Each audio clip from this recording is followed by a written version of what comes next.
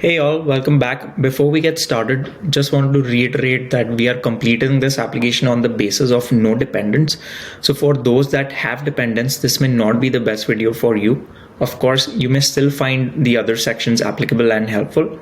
My situation at the time of applying was I was the principal applicant.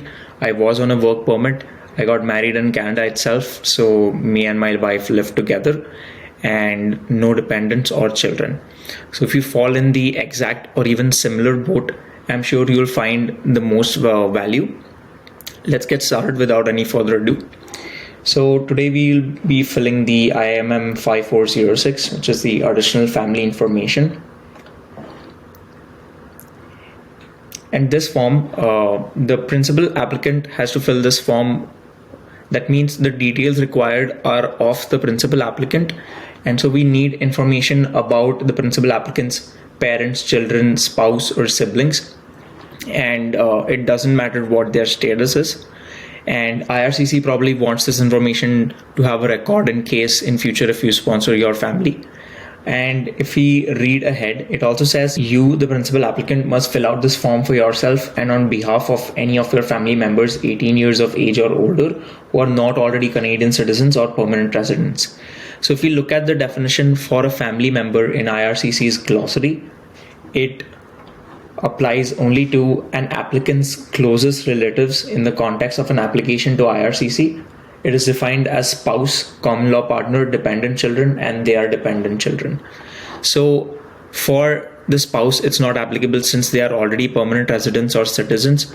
So we are only left with dependent children over 18 years of age. And if you don't have any children, this will automatically not apply. It also says enter all names in English and in your native language.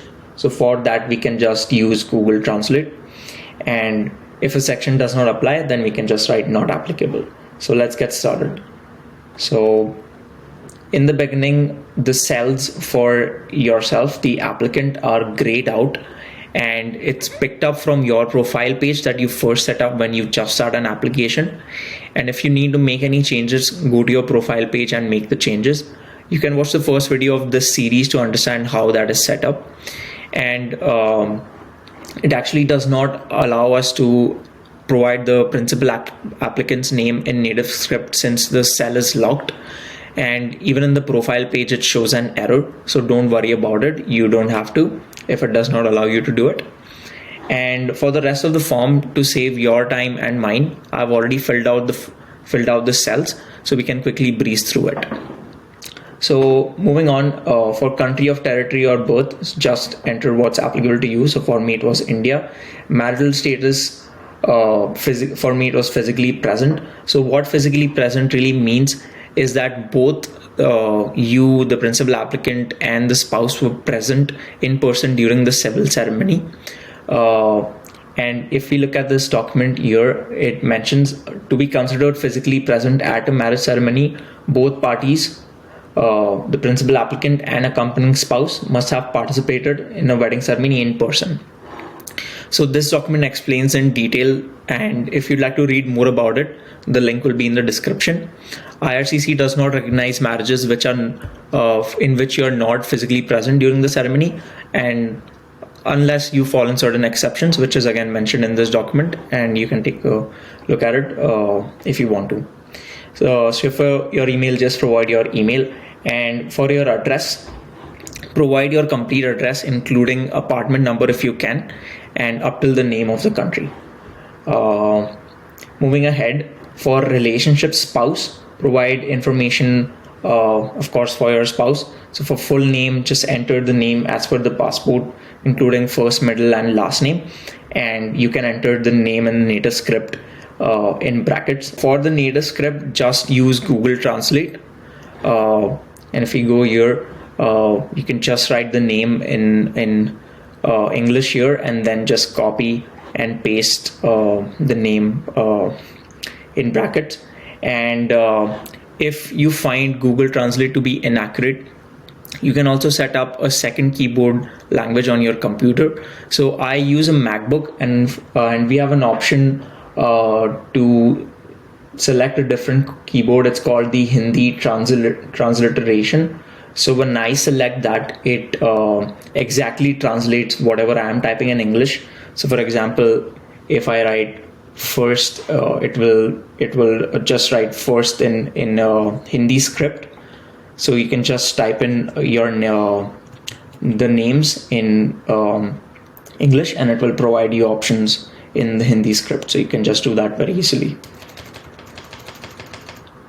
So for date of birth, again, of course, whatever the information is, country and territory of birth, marital status, again, should be physically present.